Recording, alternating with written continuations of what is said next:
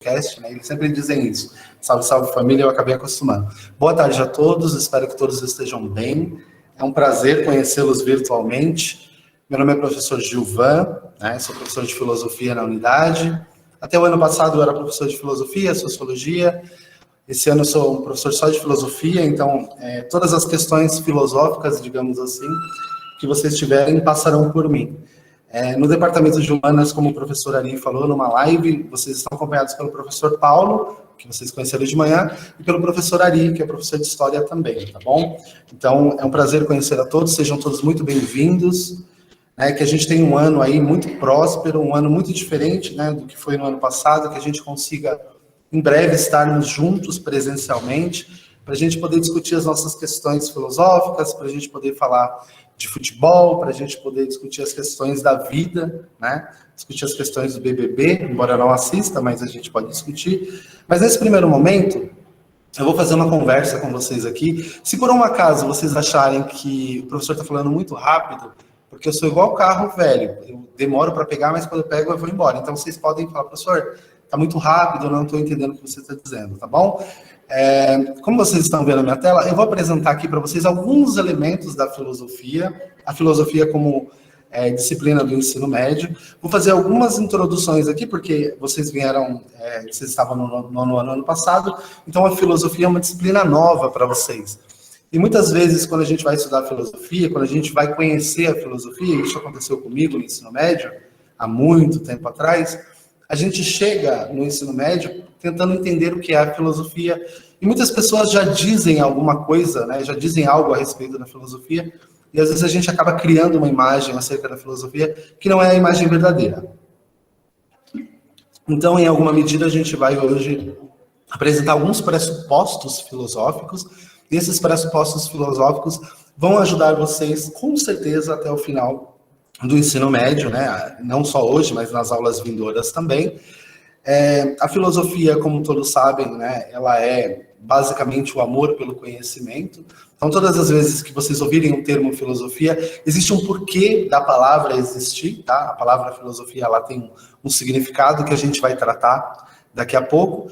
Mas é muito importante, senhores, que vocês tenham, e eu sei que, assim, por esse contato que a gente está tendo antes de começar a aula, sei que vocês têm a cabeça aberta, e é muito importante que vocês tenham a cabeça aberta com relação à educação e com relação a todas as disciplinas, porque de um modo ou de outro, as disciplinas elas são complementares. Então, se você for bem em filosofia, você tem grandes chances também de ir bem em língua portuguesa, ir bem em história, e bem inclusive nas aulas de física, que a professora Edileuza não nos ouça. Então, aprender a pensar, né? Não que vocês não saibam, todos vocês já sabem, mas aprender a pensar de modo conceitual é sempre algo interessante e importante para todos nós, inclusive para mim. É importante eu dizer para vocês que, embora eu seja o professor de vocês e eu seja muito bom naquilo que eu faço, eu sou fera, eu vou aprender com vocês também. Muita coisa que vocês sabem, eu não sei. E nessa troca, nessa conversa que a gente vai ter durante os próximos 3 anos aí, se Deus quiser, um vai aprender com o outro, um vai aprender com a experiência do outro, com a vivência do outro. E eu espero, de verdade, que no final do ano, daqui a 3 anos, vocês cheguem, né, nessa etapa, quando tiverem para finalizar o ensino médio, vocês olhem para trás e percebam que o passado de vocês foi constituído de muito aprendizado, de muitas boas relações, né, de muito amor, de muita coisa boa, tá? Então, essa é a primeira mensagem que o professor Gilvan traz para vocês, tá? Eu gosto muito do que eu faço, e por gostar muito do que eu faço, eu fico muito feliz quando eu tenho novos alunos, porque a gente vai poder, enfim, aí, ter esse contato e desvendar e desvelar aquilo que é a filosofia. Vão aparecer, talvez hoje, nas próximas aulas, algumas palavras diferentes que não estão no nosso cotidiano normalmente, mas eu prometo explicar cada uma delas. Tá? São palavras em grego, porque, como vocês bem sabem, a filosofia é uma disciplina que nasce, pelo menos no primeiro momento, na Grécia, e a gente vai discutir isso também, tá bom? Então, a ideia é falar sobre essa introdução à filosofia no ensino médio. Aqui está a filosofia escrita em grego, embaixo, e em cima está a filosofia em português, né, que é a filosofia sua linda. E a gente vai tratar um pouquinho disso aqui, tá? Tem mais alguém chegando aqui. Vamos lá. Em qualquer lugar que vocês tivessem uma primeira aula de filosofia, vocês teriam essa aula aqui, que é uma aula muito característica, né? O significado da palavra filosofia. A palavra filosofia, ela é uma palavra grega que aparece inicialmente com um filósofo antigo chamado Pitágoras de Samos, que é um matemático também, um pensador da matemática muito importante. E ele é o primeiro autor que vai dar esse nome, filosofia, que vai cunhar o termo filosofia. E o que a palavra filosofia quer dizer, basicamente? A palavra filosofia quer dizer amor pelo conhecimento, ou amizade pelo conhecimento. Ela é constituída, como vocês estão vendo na tela, por 2 sufixos gregos. O primeiro é filia, ou filó, né? Filia quer dizer amizade.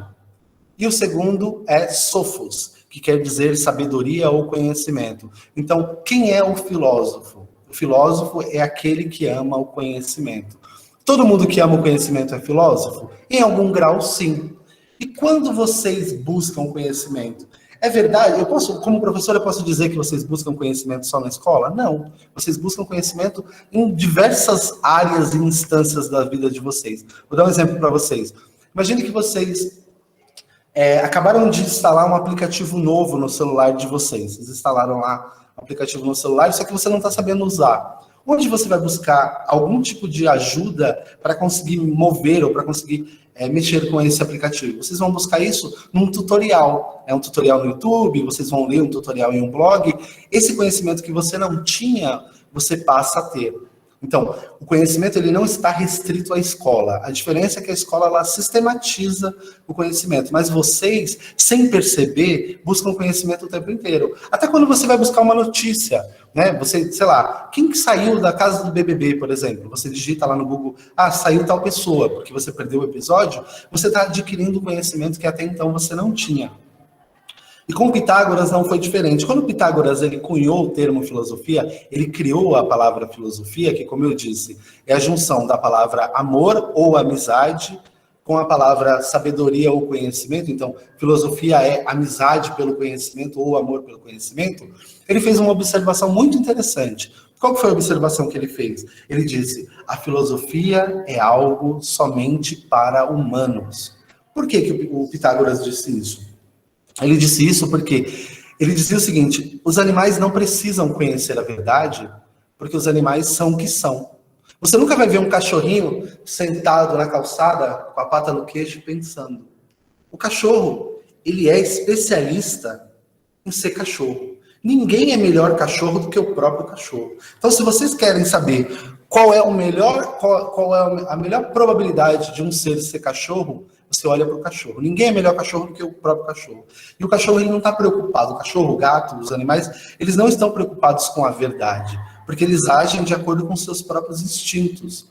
E aí esse Pitágoras ele diz mais uma coisa. Ele vai dizer o seguinte: os deuses também não estão preocupados com a verdade, porque os deuses a conhecem. Os deuses já conhecem a verdade. Então, para eles não falta a verdade.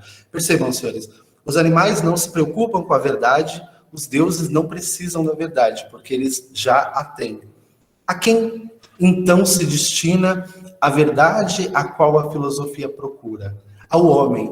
O animal humano, ele é o único animal, né? O ser humano é o único animal que está entre o animal instintivo e os deuses, né? O que os deuses têm que nós também temos? A capacidade de se comunicar, a capacidade de falar, a razão. E os animais têm a vida biológica. Então, o homem ele está no meio termo entre o animal e os deuses. E por estar nesse meio termo, ele depende de uma coisa que ele não tem. Então, se nós fôssemos dar uma primeira definição para a filosofia, eu podia dizer que a filosofia, além de ser o amor pelo conhecimento, é também uma falta. É um vazio, é uma ausência. A filosofia é alguma coisa que você não tem, que te move a ter. Então, por exemplo, isso talvez aconteça com vocês quando vocês param para dar aquela pensada cabulosa, né? Você para e começa a pensar nos rumos que a sua vida vai tomar, ou quando você ficou sabendo que viria para o Inácio Monteiro e você falou, como será que é a escola? Você, então, até então não sabia como era a escola. Então, a partir desse momento, você se viu obrigado a pensar em algo que você não sabia, ou seja, pensar em algo que você ainda não tinha. E o filosofar é esse ato que te empurra para frente. Ele te faz querer ter aquilo que você ainda não tem. Então, a palavra para essa verdade que se revela diante de nós é aletheia. Aletheia é um termo grego que quer dizer verdade. Só que não é a verdade no sentido que nós tomamos hoje. É a verdade no sentido de que algo estava escondido e se revelou. E é exatamente esse o esforço que a filosofia faz. A tentativa da filosofia é tirar as coisas que estão ocultas, que ainda não foram pensadas, e trazer luz, e botar luz sobre essa determinada coisa. Eu vou dar um exemplo para vocês, que é um exemplo um pouco rudimentar, mas que talvez nos ajude a pensar um pouco. Esses dias eu estava conversando com uma determinada pessoa, e aí apareceu a seguinte notícia. É um pouco engraçado, tá? A notícia era mais ou menos assim. Espero que vocês estejam aí ainda, inclusive. Era mulher feia mata homem esquisito. Não era uma notícia real, inclusive, tá? Era um meme. Só que até então parecia uma notícia real. E aí eu fiquei pensando, poxa, mas por que ela matou ele? E aí eu tava com uma pessoa do meu lado e eu vi que a pessoa entrou no link, né? E aí eu falei, e aí, como é que foi a morte, né? Como que aconteceu? Aí ele falou, como que aconteceu o quê? Aí eu falei, a notícia não é mulher feia mata homem esquisito? Aí ele falou assim, eu nem vi como morreu, eu só entrei para ver se a mulher era feia e se o cara era esquisito. Aí eu falei, como assim? Né? Percebam, senhores, a parte mais importante da notícia era que uma pessoa matou a outra. Mas qual que era a curiosidade que a pessoa tinha? A curiosidade da pessoa era se a pessoa que matou era feia e se a pessoa que morreu era esquisita. Então, percebam, o senso comum, que é a opinião da maioria, tende a nos levar. É uma doideira mesmo, Leonardo. É pura doideira. O senso comum, eu também buguei. Então, o senso comum, ele tende a nos levar na direção dos nossos sentidos, dos nossos sentimentos. E isso é interessante por um lado, é importante por um lado, mas pelo outro é muito perigoso. Então, em momento nenhum, a gente pode escapar. Eu falei que era engraçado, né? Em momento nenhum, a gente pode escapar de se colocar como um ser racional. Né? Porque imagine, você está preocupado, por que a mulher matou o cara? Ele era um agressor, né? Foi um acidente, ela atropelou? Não. Eu não sei, eu só queria saber se o assassino era feio ou bonito. Qual a relevância disso? Nenhuma. Mas era um sentimento, é um tipo de curiosidade muito perigosa. E a filosofia, ela lida com curiosidade. A filosofia, ela nos aguça a curiosidade. Tem um pensador chamado Santo Agostinho, um pensador medieval, cristão, da Idade Média, que ele dizia o seguinte: algumas curiosidades cuja resposta não nos leva ao bem são perigosas. Olha que profundo, olha que profundo. Ele diz, nós devemos questionar sempre e perguntar sempre. Ô Arthur, você pode colocar o nome agora, vai aparecer, tá bom? Fica tranquilo aí. Então, o Santo Agostinho ele vai dizer que aquelas curiosidades que não nos levam ao bem, elas são perigosas. E aí, esses dias eu estava ouvindo uma música muito interessante também, e o professor não curte funk, tá? O professor é sincero. Mas eu gosto de boa música. E aí eu estava ouvindo uma música que dizia assim, a Cracolândia está lotada de curioso. Olha que profundo, né? O Santo Agostinho disse... Só um minutinho, Ana Clara, você já fala. O Santo Agostinho disse que algumas curiosidades nos conduzem para um caminho errado, e aí o MC Ariel, acho que esse é o nome dele, disse o seguinte, a Cracolândia está lotada de curioso. Percebam, senhores, 1.500 anos depois... a mesma ideia sendo dita por pessoas totalmente diferentes, né? Um filósofo cristão, padre, um cara medieval de uma época totalmente estranha, e um cantor de rap e funk dizendo a mesma coisa, só que sob perspectivas diferentes. E é isso que a filosofia vai nos ajudar a perceber, que algumas coisas que a gente acha que são novidades foram ditas por pessoas que estão lá no passado. Oi, Ana Clara, pode falar, fica à vontade. Não, eu não queria falar, não, é porque eu tinha esquecido de colocar meu nome, aí eu coloquei, aí, entendeu? Ah, tudo bem. Vocês podem colocar na sequência aí que os nomes de vocês vão ficar salvos, tá bom? É legal colocar no começo, porque aí vocês não dão trabalho para o professor, mas tudo bem, tá bom? Então, percebam, senhores, muito interessante, né? Um autor do funk e um autor da filosofia antiga, lá 400 anos depois de Cristo, dizendo a mesma coisa. Então, algumas curiosidades, elas são extremamente perigosas, mas a gente não pode abrir mão de se questionar. A gente não pode abrir mão de se perguntar. A gente não pode abrir mão de ter uma posição e de se colocar como alguém que não aceita qualquer verdade, independentemente de onde ela venha.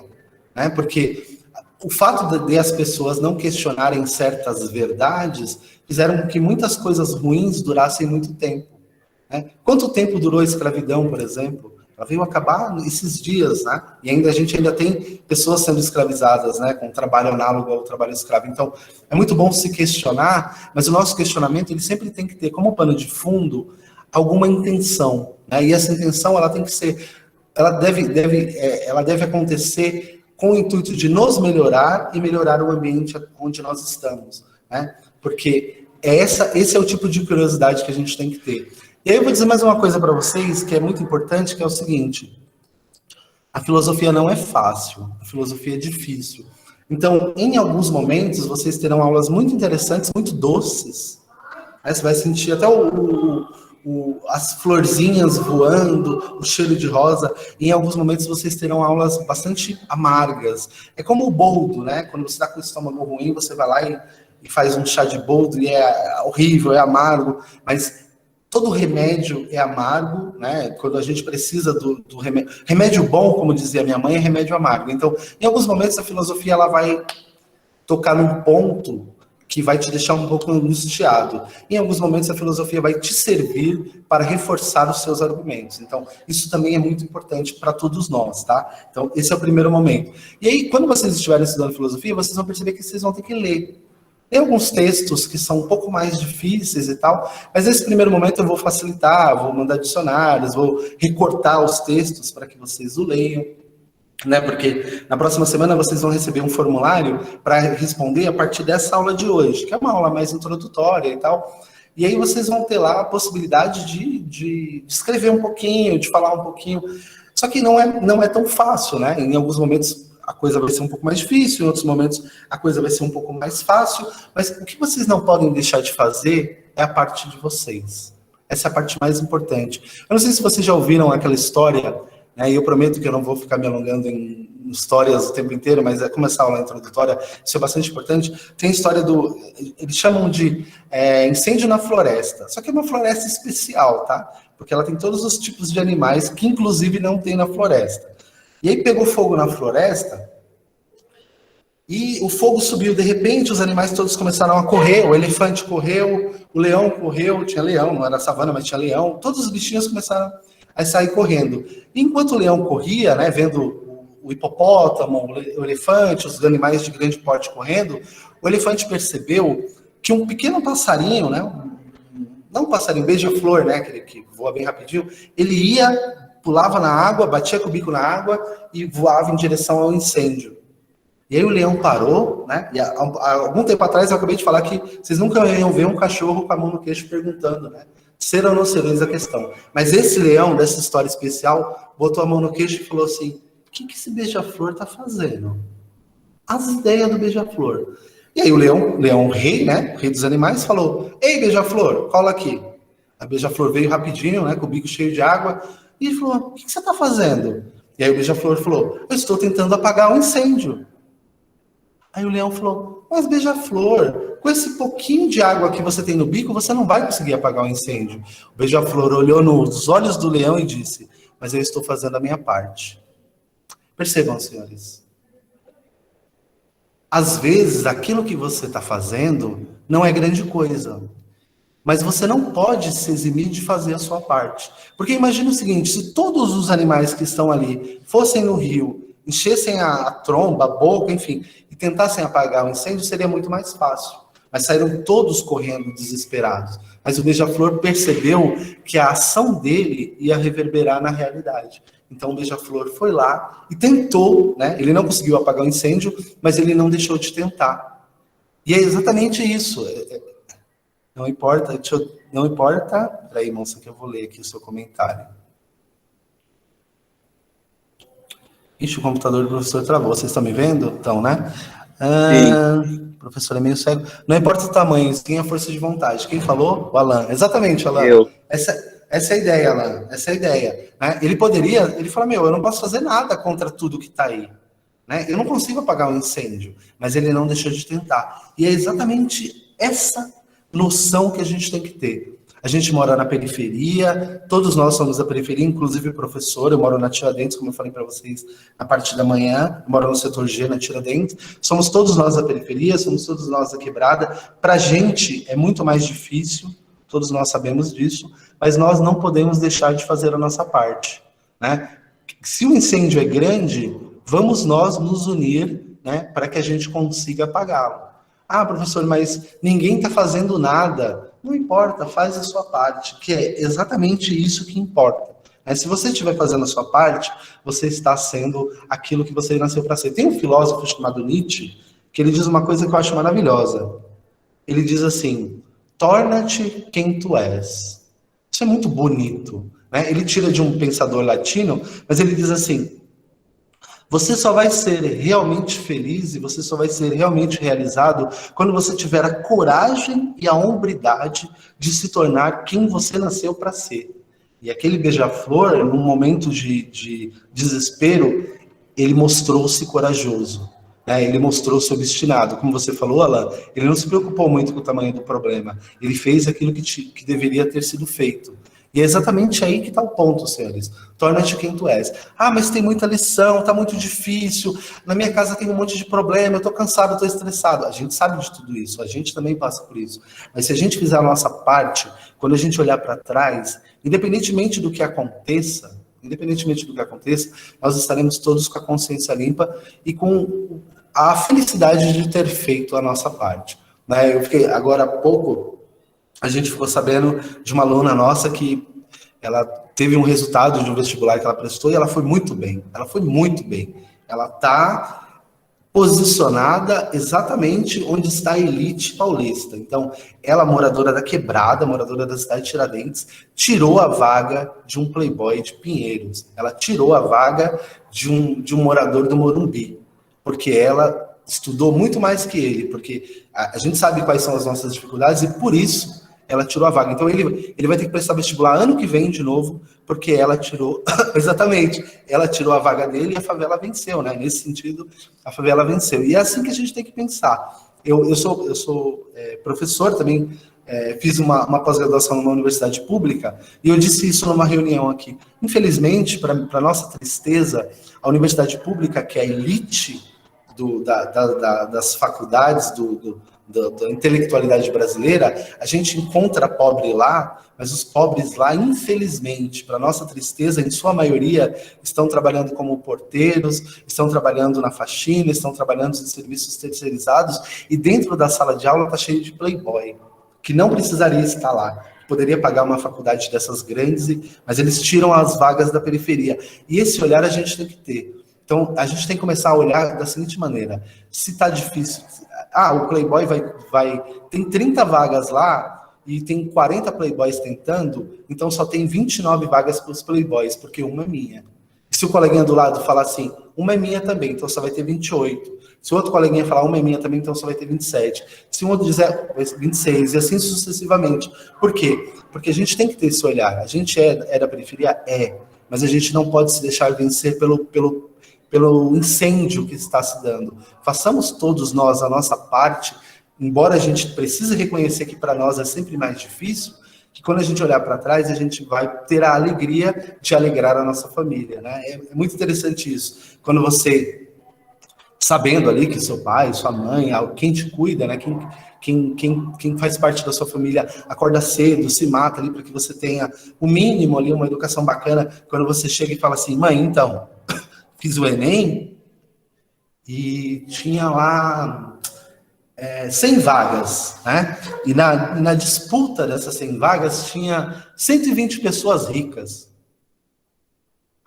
Dessas 120 pessoas ricas, 99 passaram, porque eles também eram bons, mas eu tô lá no meio deles. Eu vou contar uma história para vocês que é bem bonitinha. Eu passei no mestrado de filosofia e tal, aí tava tendo uma apresentação, aí eu falei, você é da onde? Eu sou do Anália Franco. Você é da onde? Eu sou de Pinheiros. Aí eu falei, nossa, vai chegar a minha vez, né? Você é da onde? Eu moro lá no interior de São Paulo, em Sorocaba. Galera, né? Só. Aí chegou a minha vez, você é da onde? Aí eu pensei, meu Deus. Eu sou da Tiradentes. Aí o pessoal nem sabia onde era Tiradentes. O pessoal falou, perto do metrô, lá na linha azul. Eu falei, não. Lá na linha azul, não. Aí eles falaram assim, mas aonde é então? Eu falei, então, não tem Itaquera? Aí eles, Itaquera, lá onde tem o estádio. Eu falo, pois é, da minha casa para Itaquera ainda demora 1 hora. E a galera falou, mas você mora onde? Eu moro na cidade de Tiradentes. Não sei nem onde é. Ali perto de Guaianazes. Guai é o quê? Percebam, senhores. Só que, qual é a parte mais legal? O morador de Tiradentes foi o primeiro, né? Então, tipo assim, tinha um monte de playboy lá, mas a favela tava no topo. E é assim que a gente tem que pensar, né? É mais difícil pra gente? Putz, difícil pra caramba. Mas era Tiradentes que estava no topo. E é mais legal o seguinte, tinha uma frase que eu adorava, né? Que eles diziam assim, não mude da Tiradentes, mas ajude a mudá-lo. E eu tenho para mim essa frase que eu a vejo desde criança, né? Não mude da Tiradentes, ajude a mudá-la. E é exatamente por isso que eu estou aqui, né? A educação para mim é um privilégio. Eu tenho o privilégio de ser professor. Eu faço isso com muito gosto e muita alegria. E a educação para mim é essa possibilidade de saber que a gente é pobre, mas a gente é inteligente pra caramba, sabe? Essa é a ideia que a gente tem que ter. E vocês têm que ter essa ideia também, de eu sou um morador da cidade de Tiradentes, eu sou morador de Inácio Monteiro, eu sou morador de Guaianazes, eu não tenho o dinheiro que eles têm, mas eu tenho, olha o tamanho dessa cabeça aqui, ó. Eu tenho uma cabeça capaz de pensar tanto quanto eles podem pensar. E até melhor, eu digo para vocês, e até melhor, vocês podem ir além. Né? Tem uma aluna que falou para mim assim, ela falou para mim no final do ano passado, professor, o que eu faço para ser igual a você? Eu falei para ela, para ser igual a mim, você não precisa fazer muito. Agora, se você fizer muito, você vai ser muito melhor do que eu. E de fato ela é, né? Ela já seguiu o caminho aí numa universidade, está estudando, começou esse ano, está estudando. Então, a gente tem que ter esse olhar, né? A gente pode não ter nada material por enquanto, se for esse o intuito de vocês, mas vocês têm a capacidade de fazer a história da família de vocês mudar. Eu sei que nem todo mundo está numa vida tão escassa e tudo mais, mas é muito legal quando você, voltando, né, ao meu primeiro argumento, é muito legal quando você chega em casa, bota o papel na mesa da sua mãe, a sua mãe talvez nem entenda muito bem, né, o que está ali, e você fala, mãe, então, passei. Provavelmente ela nem vai entender muito bem o esforço que você fez para estar ali, mas é uma forma de você reconhecer o esforço que ela fez para que você esteja ali. Então, quando vocês estiverem estudando, tenham isso em mente, que você não estuda só para você, você estuda para você e para sua família. E não só para você e para sua família, você estuda para você, para sua família e para as pessoas que te cercam. Porque quando você evolui, quando você melhora, todo mundo evolui, todo mundo melhora também. Então, quando o mar sobe, ele levanta o grande navio, mas ele levanta a canoinha também. Né? Então, quando a gente ainda é canoinha, né? Então, quando o mar subir, a gente também sobe junto, né? Então, a gente vai arrastar as pessoas para cima. Porque, infelizmente, senhores, na quebrada, tá todo mundo tentando arrastar a gente para baixo, né? Eu brinco com os meus alunos que tem o amigo Red Bull e tem o amigo âncora, né? O amigo âncora, ele está sempre tentando te puxar para baixo. E o amigo Red Bull, ele te dá asas, ele te puxa para cima. Que a gente aprenda, senhores, a andar com as pessoas que nos puxam para cima. E que a gente, quando estiver com alguém que precisa ser puxado para cima, que a gente também faça. Sabe, aquele negócio de eu tenho um monte de lição para fazer agora, e eu não estou com a menor vontade. Isso vai acontecer com vocês? Vai. O que vocês precisam pensar? Pera, se eu não fizer, ninguém vai fazer. E vai ser difícil? Vai ser puxado? Vai. Mas, se a gente não fizer a nossa parte, vai ser muito mais difícil, né? Então, anormal. A minha aula ser preferida é anormal. O professor é muito humilde, né? Alguém quer falar? Alguém levantou a mão? Não, né? Não. Tem alguém que levantou a mão aí. Que? É assim que fala? Tá sem acento aqui. Que Machado, é isso? Não sei. Se não for, me corrija. Escreve no chat. Pode falar. Tá certo? Tá. Faltou coragem para falar, eu não sei. Eu vou contar mais uma história para vocês aí. Eu prometo para vocês que eu entro... na beleza. Oi? Tá bom, beleza. Senhores, tem um áudio ligado aí. Ó, eu vou contar uma história para vocês baseado nessa conversa que a gente está tendo. E aí, é uma história que eu acho bem bonita, de um pensador chamado... você quer falar, Pedro?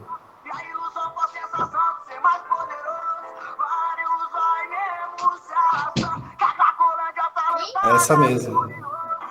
Obrigado por compartilhar aí, Pedro. Essa música mesmo, Pedro.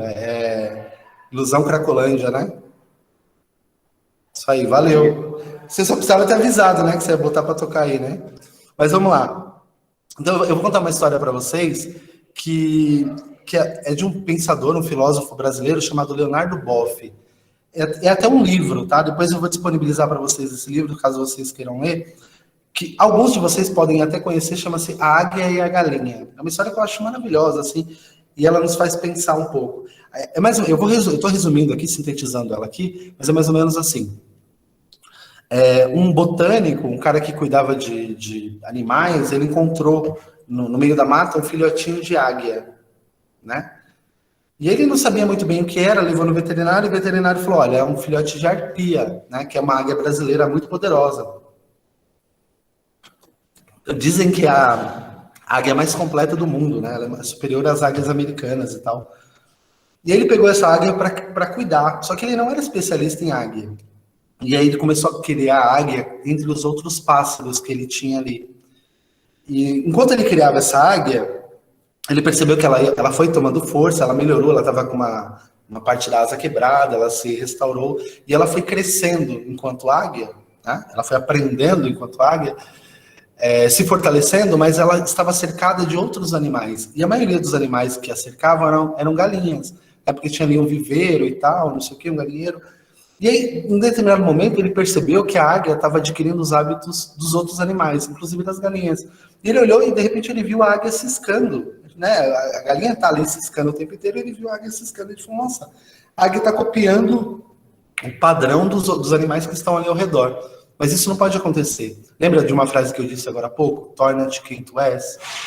E ele falou, eu preciso fazer com que essa águia se torne águia novamente. E aí o que aconteceu? Essa águia foi, ele pegou essa águia, subiu em cima da casa, ela já estava forte e tal, e falou, vamos tentar, né? Vai que. Pegou a águia e jogou para cima. Sabe o que a águia fez? Voou igual galinha. Bateu as asas, caiu de novo no mesmo lugar e continuou fazendo a mesma coisa que ela fazia. Junto com os outros animais, junto com as outras galinhas. Eu estou resumindo a história, tá? Essa história é bem mais comprida, bem mais longa. E aí o que acontece? Num determinado dia, ele estava na casa dele lá, já tinha até se acostumado com a águia que tinha hábitos de galinha, e ele viu um barulho enorme no galinheiro. Um casal de águia passou em cima do galinheiro. Quando as águias passaram, as galinhas ficaram todas avulsas. E a águia que estava lá embaixo, ela olhou para cima e pela primeira vez ela viu o que ela era. Porque, embora ela se reconhecesse nos outros animais, ela sentia que faltava algo para ela. Pela primeira vez, ela viu um casal de águias, né? Um ser da mesma natureza que a dela. E depois que ela viu essa galinha, essa águia, desculpa, alguma coisa mudou nela. Ela começou a mudar a postura dela com relação aos outros animais. E aí esse cara foi, chamou um veterinário que era especialista, o cara falou para ele assim, ó, se você deixar ela lá, ela nunca vai se tornar aquilo que ela é, que é a águia. Então eles pegaram, alimentaram ela, tal, levaram ela para cima de um topo lá, de um pico muito alto, onde o pessoal descia de asa delta.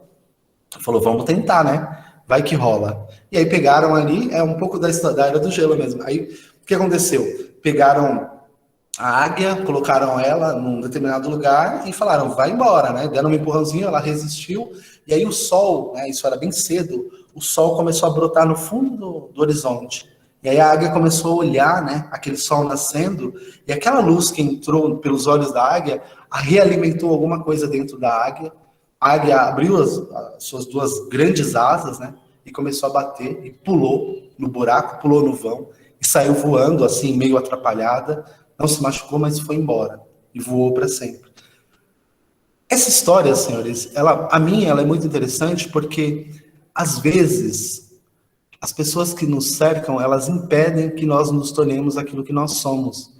E como existia uma relação de gratidão da águia para com os animais que a cercavam, ela não conseguia se tornar aquilo que ela de fato era. Né? Então, é muito importante que a gente tome cuidado para que o meio no qual a gente vive não tire de nós a nossa capacidade de ser aquilo que nós nascemos para ser. Eu sei que essa é uma história metafórica, né? Mas é muito importante que a gente tenha esse olhar, sabe? De que eu não posso me deixar vencer pelo meio. Né? Ainda que esteja todo mundo ciscando, né? Eu nasci com a capacidade de voar, então eu vou voar. Percebam, senhores, é aí que está o ponto. Vai ser difícil? Vai ser difícil pra caramba. Vocês acham que para aquela águia que nunca tinha voado foi fácil? Claro que não. Imagina a dor que ela sentiu enquanto ela estava em queda livre ali, tentando reagir, mas ela conseguiu. E essa é a ideia. A gente precisa ter essa percepção, né, de que se a gente quer realmente melhorar a nossa condição e melhorar a condição das pessoas que estão conosco, a primeira coisa que a gente tem que fazer é observar ao nosso derredor e perceber se as pessoas que estão conosco, elas estão nos empurrando para cima ou elas estão nos empurrando para baixo. Porque é aí que a gente muda a nossa história.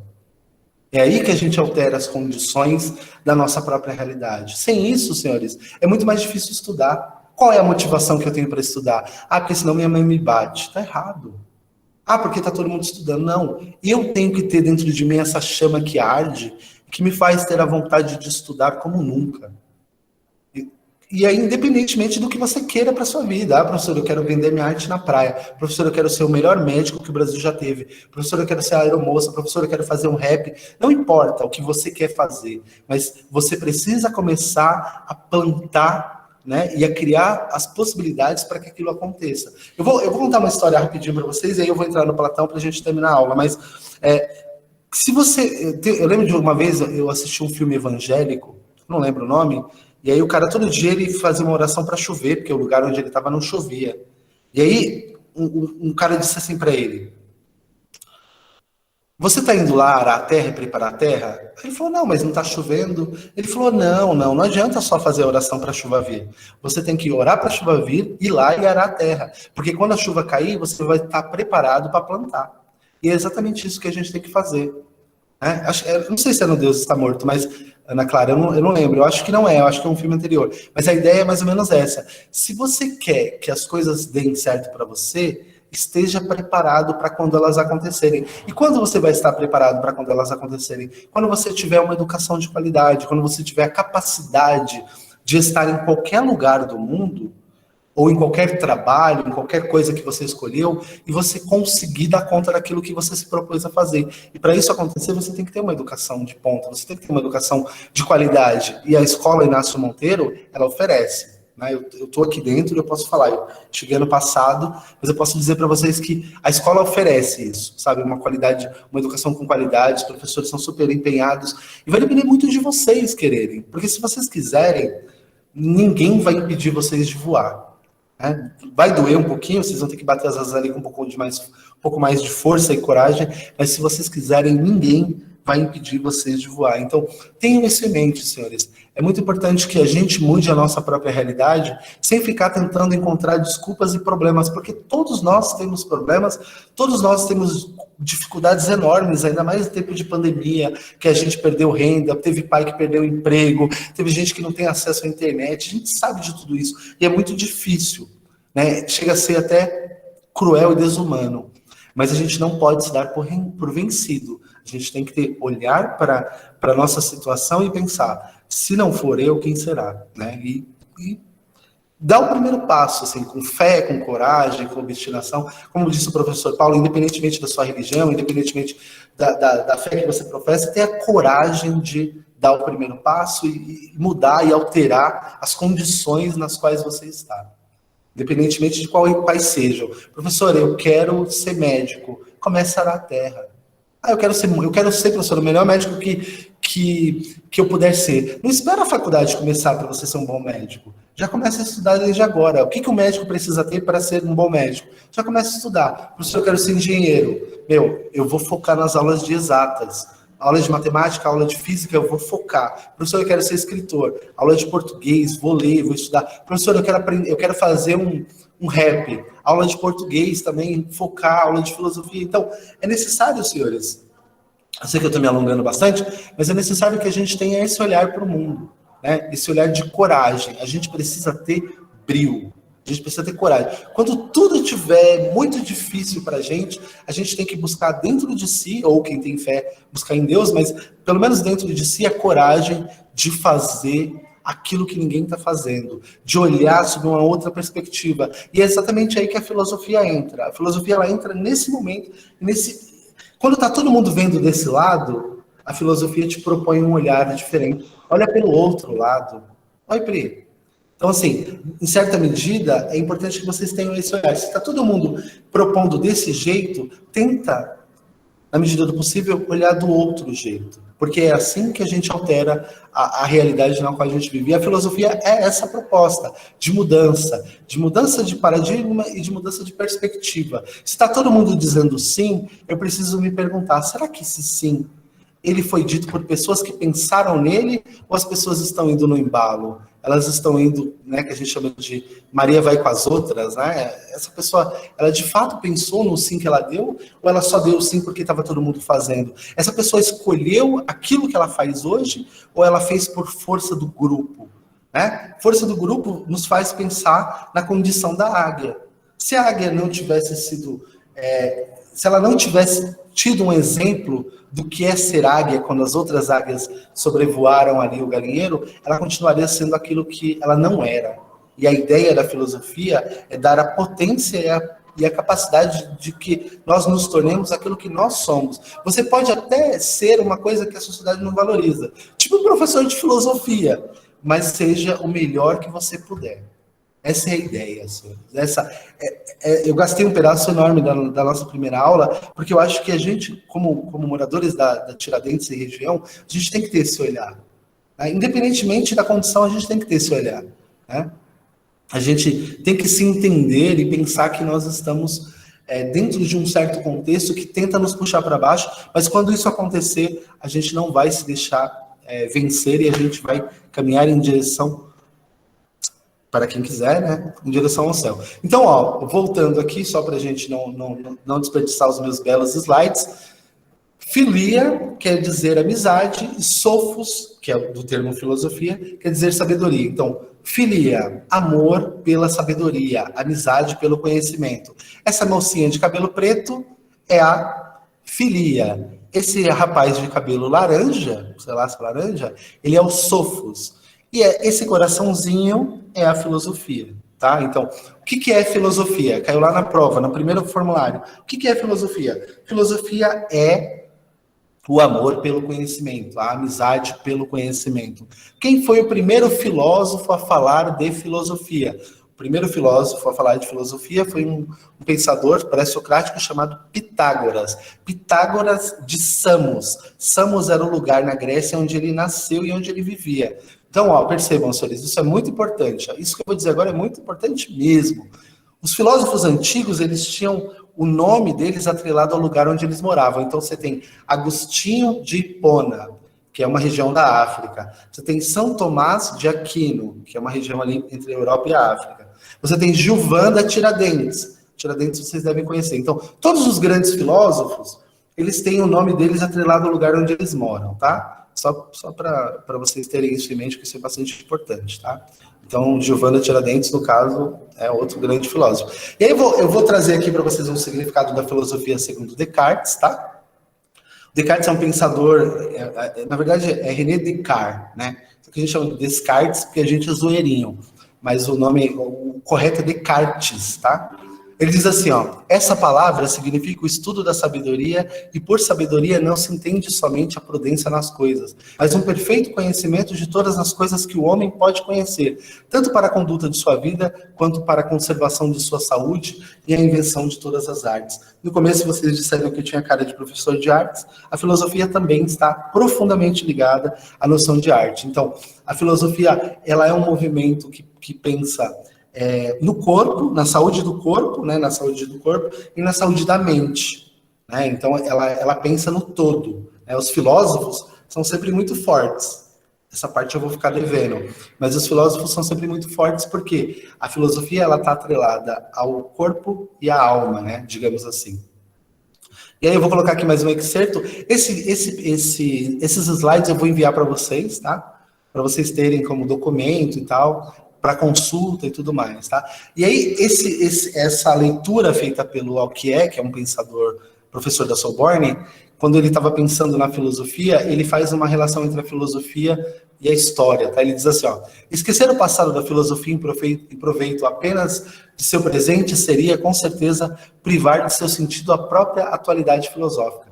Esquecer o presente da filosofia para se prender unicamente ao seu passado seria, em compensação, sob pretexto de consagrar a história da filosofia, tirar todo o sentido dessa história. Basicamente, senhores, essa é a imagem que vocês têm que ter na mente. A filosofia é muito importante, a história da filosofia é muito importante, e a história da filosofia é diferente da história que vocês estudaram no ensino fundamental. Por quê? Porque a história que vocês estudaram no ensino fundamental era a história dos fatos, a história das guerras, a história das grandes mudanças. A história da filosofia é a história das ideias. Então, o que estuda um professor de filosofia? Ele estuda a história das ideias, como pensavam os filósofos do passado, e por meio dos textos, né, que é o material que chegou até nós, a gente estuda esse modo deles de pensar. Só que a gente não pode ficar preso ao modo deles de pensar, porque eles viveram numa outra época. Então, o que a gente faz? A gente busca esse conhecimento de como eles pensaram, e a gente tenta aplicar conceitualmente esse modo que eles tinham de pensar à nossa realidade. Então, basicamente, a filosofia é um carro. É um carro no qual o motorista, que é o filósofo, ele está olhando para o futuro, né, para o presente e para o futuro, mas ele nunca tira o olho do retrovisor, porque o retrovisor dele representa o passado. A história da filosofia é muito importante para você entender o presente e o futuro. Então, nessa medida, senhores, a filosofia está muito atrelada à história das ideias, e por isso a filosofia está muito atrelada aos textos. Nesse primeiro momento, esse amor pelo conhecimento, do qual Pitágoras está falando, ele é o amor pela sabedoria. E não é só pela sabedoria no seu sentido filosófico, é pela sabedoria em qualquer sentido. Uma vez, algumas aulas atrás, o professor Paulo falou aqui na sala dos professores, todo mundo que ama o conhecimento é filósofo, mesmo que ele nunca tenha frequentado a escola. Isso faz bastante sentido também, né? O professor, todo mundo que tem uma vontade pelo conhecimento é filósofo. Se você tiver a possibilidade de estudar, melhor ainda. Tá? E aí aqui tem um excerto que eu acho muito interessante, que diz assim, ninguém nasce filósofo, torna-se filósofo. Essa frase, eu estou parafraseando uma frase da Simone, né, em que ela diz, ninguém nasce mulher, torna-se mulher. Mas a ideia é mais ou menos a mesma. E aí, tanto Huysman quanto Verges vão dizer o seguinte, não é contemplando o pôr do sol que nos tornamos pintores, mas vendo, estudando as telas dos grandes mestres.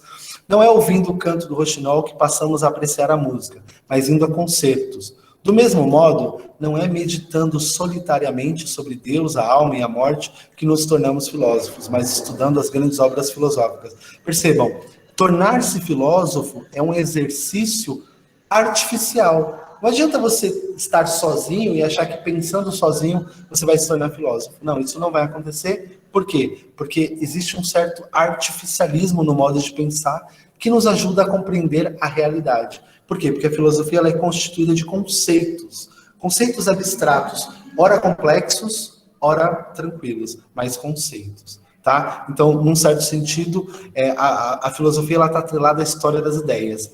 Eu vou fazer aqui uma breve revisãozinha com vocês, antes da gente entrar. Eu acabei dando um spoiler aqui daquele da mulher feia mata homem esquisito. E aí tem a alegoria do Platão, a alegoria da caverna do Platão, que eu acho que vocês já conhecem. Eu vou apresentar ela só para vocês terem um spoiler, digamos assim. E nas nossas próximas aulas eu vou me aprofundar aqui, porque a gente já se prolongou demais, né? Pelo que eu entendi aqui, a gente já está algo mais de uma hora, não sei muito. Quando a aula é boa, o tempo não passa, né? É muito louco isso. O tempo passa, na verdade, né? Quando a aula é muito legal, você nem percebe que a aula se foi e quando acaba você fica triste. Mas eu vou falar para vocês aqui um pouquinho sobre a alegoria da caverna. Tenho certeza que alguns de vocês já conhecem, mas é basicamente o seguinte: o Platão, que é um filósofo muito importante, ele criou essa alegoria que a gente chama de mito da caverna.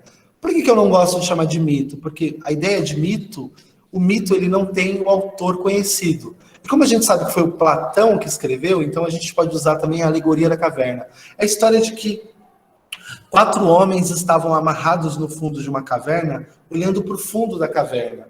E atrás desse lugar onde eles estavam, tinha uma fogueira e uma espécie de muro passando atrás deles, e as pessoas passavam na frente dessa luz da caverna carregando coisas, né? Fazendo movimentos, e esses homens que estavam sentados no fundo da caverna, eles viam no fundo da caverna a sombra refletida, e eles achavam que a sombra refletida, mais o som que eles ouviam, era a realidade. Só que o que acontece? Um desses homens escapa, pode ver que eles estão acorrentados aqui, ó. Um desses homens acaba... aqui ele já não está mais, e ele, que viveu a vida inteira amarrado na escuridão, que viu uma luz muito fraquinha, que era a luz de uma fogueira, sai caminhando em direção ao sol. Ele não estava nem acostumado a andar, porque ele estava acorrentado, então, de repente, não se sabe muito bem como ele escapou, Platão não deixa isso muito claro, mas esse homem se levanta ali e sai da caverna.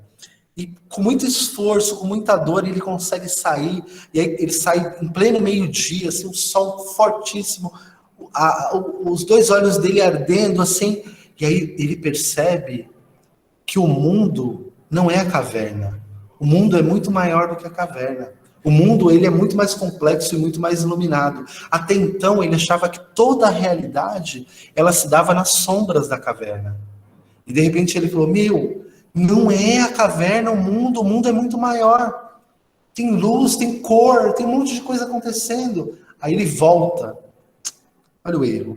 Ele volta para os amigos dele para contar que o mundo não era aquilo que eles estavam vendo, mas que o mundo era uma coisa muito mais complexa.